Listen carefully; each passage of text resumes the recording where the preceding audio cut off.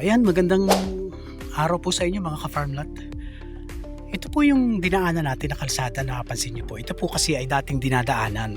So ginawa na po yung bypass road, yung malaking kalsada po. Nagawa na po yon. So ibig sabihin, inabandon na po nila ito. Pero ito po ay right of way po talaga ito at barangay road po ito. Kasi kaya po natin ini-explain sa inyo dahil yung pinakang main road po doon na operational ay mga around mga 100 meters po yung pinasok natin na ganyan po ang kanyang kalsada ngayon. Ito po yun. Ito po yung kalsada na dadaan doon papunta sa property. Yan, pupunta po tayo doon sa property nating na pinabibenta sa atin ng may-ari na hindi na rin po niya masikaso kasi marami po siyang property. So ito po, nakikita niyo po ito. Ito po talaga yung daan dyan. Yan po yung pinakang barangay road. So napakaganda naman po nitong property at mura pa. Yan. Tingnan po natin.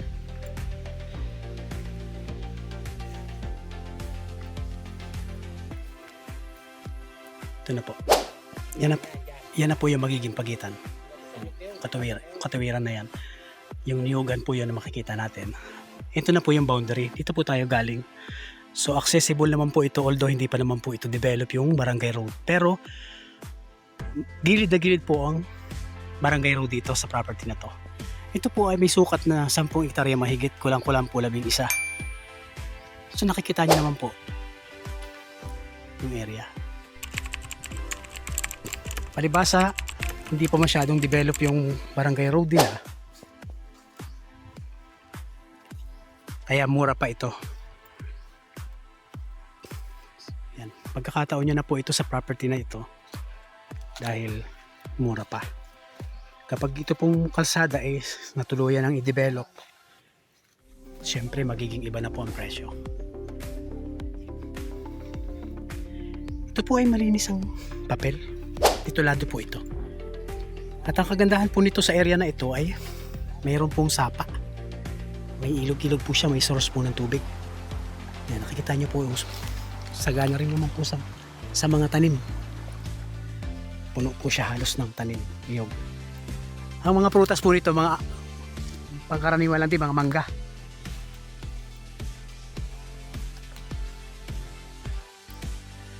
Ang position po ng lupa, medyo rolling siya, hindi naman po slope. Moderate lang po ang kanyang pagkahili. Ayan, ang ganyan lang po. Kaya mababa lang po siya, hindi po siya totally hili.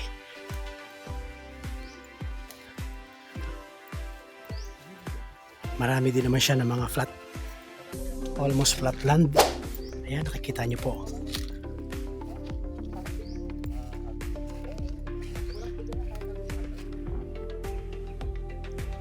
Ayan.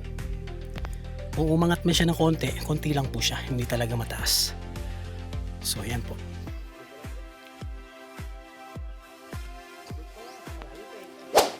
So palibasa po ang property ay napakalaki.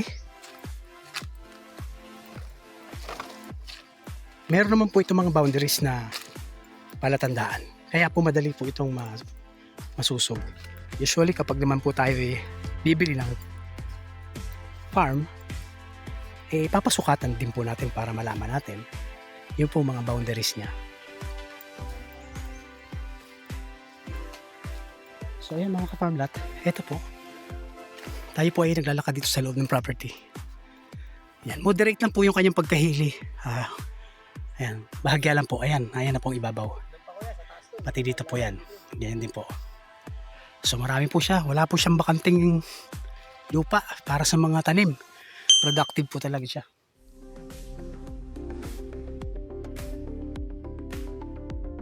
Ganda.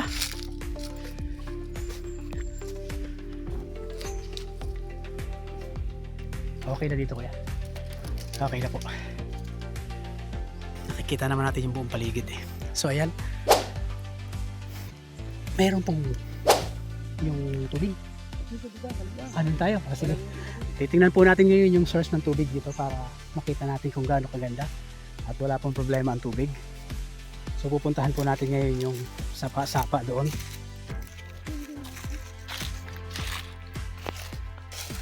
spring water. Pwede rin namang inumin. Malapit po ito dun sa mga farm, yung operational farm dito na poultry. Kaya kung mayroon din po kayong plano para sa mga poultry, mayroon pong zoning itong area.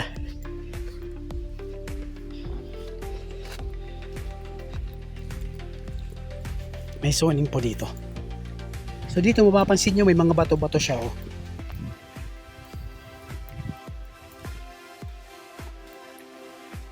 Yan, may mga tubig-tubig na inaagusan po yan ng buhat dun sa sapa.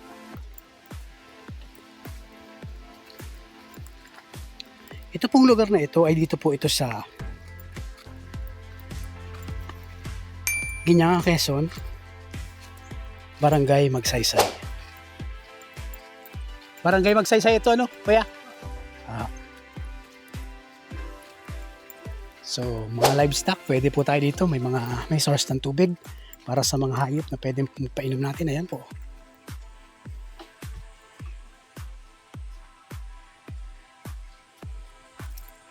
Yan naman, napakalinaw.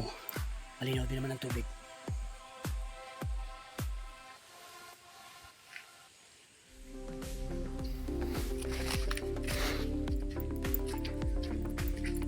Yan, buha-buhangin po ang kanilang lupa rito. So yan, puro nyugan, nakikita nyo.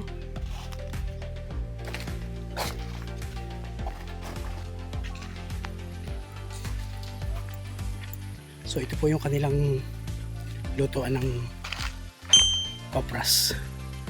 Dito po sa ibabaw na yan, yan po yung magiging kalsada. Naandyan po ang kalsada actually, mayroon na po dyan. Kaya lang, hindi nasaraduhan na nga. Na hindi na po siya develop dahil hindi na dinadaanan. Gawa ng nagawa po, may nagawang bypass road na malaking kalsada dun sa kabila. Na yun ang dinadaanan nila sa ngayon. So actually, pwede naman pong buhayin uli yung kalsada dyan. Yan. Kaya ito po ay gigilid po talaga. Gigilid ang property sa kalsada. Tingnan po natin yung sapa. Kuya, dito sa sapa, yan ang boundary? Nasa loob pa ito. Wow.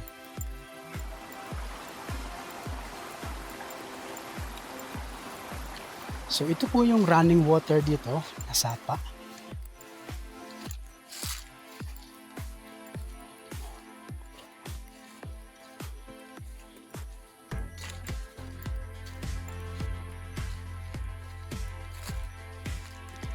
Kaya pwede po tayong maghayupan dito yung livestock. Ayan po. Yan. Ito po yung sapa niya. Diretso po yan hanggang doon. Nasa loob po ito ng property na 10 hektarya. Kulang-kulang po 11. Ilang square meter na lamang po 11 hektarya na. So ayan mga ka-farmlat. Dito lang po yan sa Barangay Magsaysay, Ginyangan, Quezon. Accessible naman po ito. Sa ngayon po ay kailangan lang nating konting develop ng kalsada para yung ating po sasakyan makapasok dito. Medyo malaking property po ito Yan. Okay, maraming salamat po sa inyong panunood. Nawa po ay nagustuhan yung aking video, pati ang property na to. Mag-PM na lang po kayo, message na lang po kayo sa number na naka-flash sa screen. Maraming salamat po. God bless po sa inyong lahat.